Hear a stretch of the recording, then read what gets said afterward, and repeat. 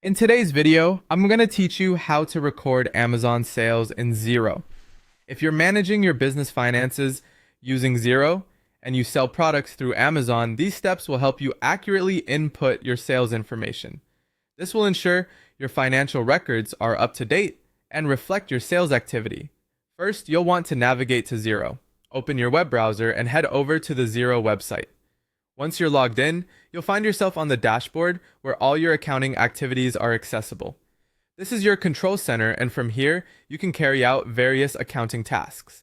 Our focus today, however, is on manual journals. Next, locate and click on the Accounting tab. The Accounting tab is usually positioned at the top of your screen. Clicking this will reveal a drop-down menu with several options. Among these options, you'll see something called Manual Journals. Click on Manual Journals. This section allows you to manually input adjustments to your accounts. It's an essential tool for recording various types of transactions, including your Amazon sales. Now, you've entered the Manual Journals section. You'll notice the option to create a new journal entry. Go ahead and click on New Journal. Doing so will take you to a fresh journal entry form where you can input your sales data meticulously. For this particular entry, we're going to focus on Amazon sales. In the narration or title, you simply label it appropriately, like Amazon sales or something that clearly identifies what this journal entry is about. This helps when you're reviewing your records and want to identify specific entries quickly. Move down to the description field. Here, you should provide a detailed description of the sales entry you are making. For instance, you might include the date range of the sales period, a brief note on what products were sold, or any other relevant details that provide context to the transaction. After that, you need to specify the accounts.